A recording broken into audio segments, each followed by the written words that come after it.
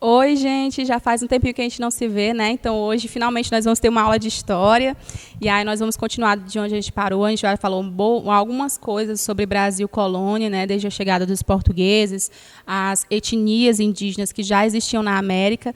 E hoje, nós já estamos aqui falando sobre os jesuítas, os primeiros padres que vão chegar no Brasil, que vão modificar a forma social dos indígenas, né? Então, hoje, nós vamos falar sobre os jesuítas e um pouquinho sobre os bandeirantes, tá bom? E a gente vai continuar na próxima aula falando sobre os bandeirantes e os quilombos.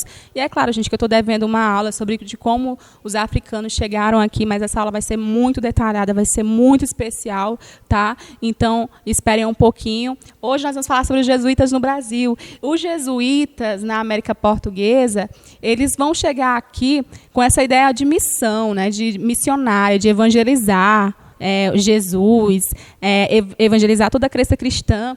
E os jesuítas, eles são católicos, como vocês sabem, né? Era a ordem de Jesus, a Companhia de Jesus, perdão. E aí os jesuítas, quando eles chegam aqui no Brasil, eles vão olhar para os indígenas não com o mesmo olhar de igualdade. Eles vão enxergar os indígenas, a maioria como sem alma, sem lei, pessoas que precisavam conhecer toda a ideia cristã. E aí eles não vão olhar para os indígenas como pessoas, eles vão olhar como se fossem selvagens, tratar como selvagens. E aí alguns preconceitos vão ser impostos para que a catequese dos jesuítas funcione aqui no Brasil, né? Então, fundada em 1534 aqui no Brasil, no contexto de contra-reforma, o que estava acontecendo fora do Brasil, principalmente na Europa? Estava acontecendo que a Igreja Católica estava tentando combater o protestantismo, as ideias de Lutero, a ideia anglicana, toda essa ideia aí de protesto contra a Igreja Católica. Então, a Igreja Católica tinha que reagir. Como? Realmente evangelizando, principalmente nas colônias, principalmente nos lugares onde a fé cristã era desconhecida. E aí essa ideia também veio para cá, para o Brasil. Então, os jesuítas, eles fizeram, claro, catequese aqui no Brasil. Os primeiros jesuítas chegam junto com o Tomé de Souza, tá? Chegam ali com o Tomé de Souza. E os principais líderes aqui dos jesuítas vão ser Manuel de Nóbrega, inclusive, quando tem uma história sobre Manuel de Nóbrega, que é um jesuíta, um dos líderes, um dos fundadores dos jesuítas.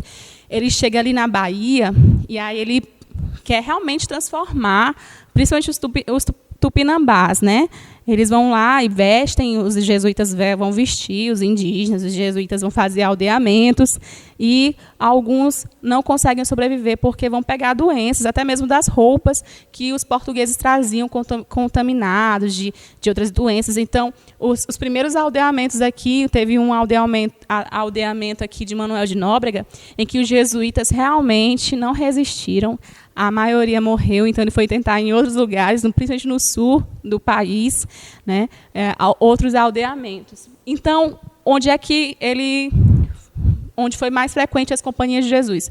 Foi na Bahia e em São Vicente. Como eu falei para vocês, São Vicente ali é aquela parte do Sudeste, né, São Paulo, Rio de Janeiro, e aqui a Bahia é realmente onde hoje, lá no mapa, tem a Bahia na parte do litorânea, aquela parte mais voltada para o litoral mesmo.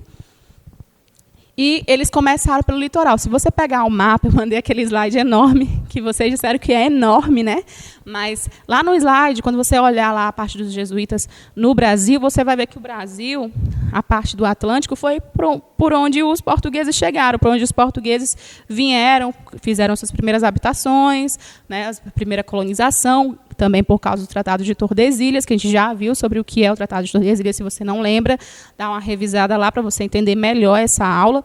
Então, eles chegaram ali por essa parte litorânea, pela Bahia, pelo Sudeste, ali em São Vicente também, que era uma região próxima ao mar. Então, eles chegaram por ali, eles foram primeiro do litoral e foram adentrando ao interior. Que interior é esse? O interior é ali a região amazônica, tá? Essa região amazônica, eles foram entrando depois, né, desrespeitando o Tratado de Tordesilhas. No século XVII, chegaram no Paraguai, já no sul do Brasil, né, sul do país, que não era nem direito não era o Brasil, ainda estava sendo construída a identidade brasileira. Então, chegaram ali no sul do país, onde hoje também, eles chegaram onde hoje é o Paraguai, o Uruguai, a Argentina, fundaram muitas missões, muitos aldeamentos lá. E aí, Lá eles também fizeram a catequese, mas qual a importância cultural dos jesuítas? Porque os jesuítas foram um dos primeiros a tentar entender os indígenas mesmo, né? Porque os colonos, eles queriam obrigar os indígenas e muitas vezes não queriam nenhum diálogo, era mesmo ou trocas ali por mímicas, por gestos, e os jesuítas não, eles queriam converter a alma dos indígenas. Então, os jesuítas, eles queriam métodos para alcançar a mentalidade dos indígenas, queriam métodos para alcançar o coração dos indígenas, mudar a mentalidade, não só como se vestiam, não só como comiam, mas também mudar a mentalidade. Queriam fazer uma mudança, né? Que os indígenas tinham a crença politeísta, acreditavam em vários deuses, e os jesuítas queriam que os indígenas acreditassem no Deus cristão. Então, por causa disso, eles vão querer atingir a mentalidade indígena. Então, eles precisaram se adaptar às muitas questões. E aí, isso aconteceu por todo o período colonial do Brasil. Esse aculturamento, essas trocas, né, de experiências, de cultura. Os jesuítas fizeram isso. Ó. Eles pegaram a linguagem tupi e desenvolveram, aprenderam e adaptaram a sua linguagem ao tupi. Então, isso fez com que eles se comunicassem, aprendessem também a linguagem indígena e, por causa disso, eles começaram a alcançar a mentalidade dos indígenas, a mudar a mentalidade. E, como eu já comentei com vocês, quando você acorrenta alguém, essa pessoa, quando tem a oportunidade de fugir, ela foge. Mas se você começa a escravizar a mente da pessoa, mesmo que ela esteja com uma algema ou não, ela não vai fugir. Porque a mente é o melhor lugar para você aprisionar alguém. Então, os jesuítas, eles queriam não só que eles mudassem de roupa, de postura de vida, mas que eles mudassem a mente. Porque se eles mudassem a mente, não precisava acorrentar os indígenas para fazer algum trabalho. Eles iam fazer com gosto, por vontade, por liberdade aquilo. Então, eles queriam isso, eles queriam mudar a mente dos indígenas.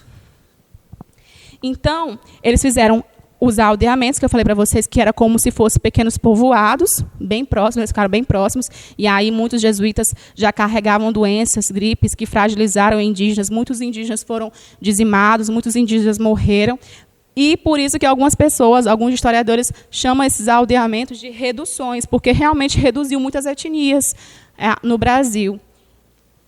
Os jesuítas também tiveram conflitos, não só com indígenas, porque teve muitos indígenas que incendiaram aldeamentos ou reduções. Mas os jesuítas também tinham problemas com os colonos. Por quê?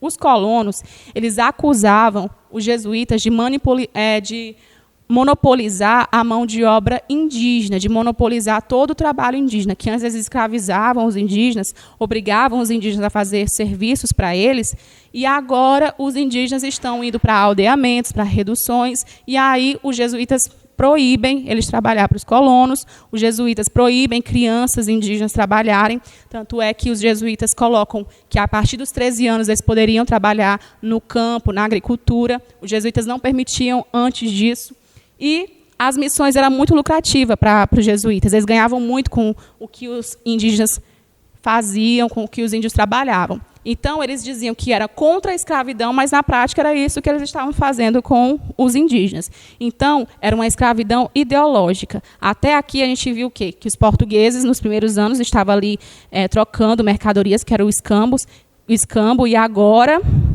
Depois da colonização de fato, a partir de 1530, os portugueses tinham conflitos mesmo armados com os indígenas, porque queriam escravizar os indígenas. E com a chegada dos jesuítas, já é uma escravidão ideológica. Vou escravizar a sua mente, que assim não precisa colocar uma arma na sua cabeça. Você faz por livre, espontânea vontade.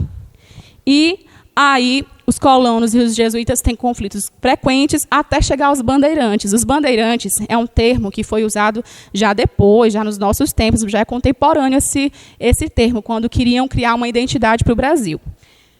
Mas, na época dos jesuítas, os jesuítas chamavam os bandeirantes de paulistas, que já eram pessoas que já tinham nascido no Brasil, que já eram miscigenados, muitos deles tinham sangue indígena, já tinham herança indígena, cultura indígena. E aí essas pessoas, elas estavam cada vez mais frequentes ali no século XVII. O que eles faziam? Eles iam atrás, eles iam em aldeamentos, em redições, resgatavam esses indígenas, né, para poder escravizar esses indígenas. E isso acabou fazendo com que eles tivessem conflitos também com os jesuítas. Mas aí os bandeirantes eles vão fazer além disso. Quando, no século XVII, aconteceu a União Ibérica, que a gente ainda vai ver de forma mais profunda a União Ibérica, que era a união da coroa portuguesa com a espanhola, que, na prática, foi a Espanha que absorveu o poder de Portugal. Mas, enfim, com a União Ibérica... Lembra lá do Tratado de Tordesilhas, que as terras brasileiras estavam divididas, o litoral era português e o restante do Brasil pertencia à Espanha? Agora, com a União Ibérica, não tinha muito sentido essa divisão, já que a Espanha tinha absorvido Portugal, era praticamente o mesmo governo, então não tinha sentido o Tratado de Tordesilhas. Então, as pessoas não tinham mais nenhuma vergonha de passar a linha imaginária do Tratado de Tordesilhas. Não tinha mais nenhuma cerimônia, já passavam direto, e os bandeirantes fizeram exatamente isso. Os bandeirantes eles ultrapassaram aquelas linhas imaginárias do Tratado de Tordesilhas. Isso, por causa deles e de outros motivos, dos jesuítas, outros conflitos, é que o Brasil é do tamanho que é hoje. Se eles tivessem respeitado o Tratado de Tordesilhas, tinha o quê? O Brasil seria só aquela parte, aquele litoralzinho pequeno. Então, foi os paulistas que permitiram que o Brasil se expandisse, que eles entravam, eles iam ao interior e faziam povoados, e esses povoados acabavam pertencendo ao povo português. Os bandeirantes vão ter essa importância, essa presença na história.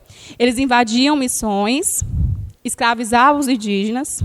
O mais famoso deles é aqueles que também destruiu muitos quilombos, e um dos quilombos mais famosos, que é o Quilombo dos Palmares. O Quilombo dos Palmares nós vamos ver na próxima aula quem é que fazia parte dos quilombos. Será que era só os negros escravizados que fugiam? Ou será que eram outros povos? Mas aqui a gente sabe que Domingos Jorge Velho foi o bandeirante mais famoso por ter derrubado o quilombo o maior e o mais referente à resistência negra. Então, a nossa aula vai terminar aqui. Eu espero que vocês tenham gostado. E até a semana que vem.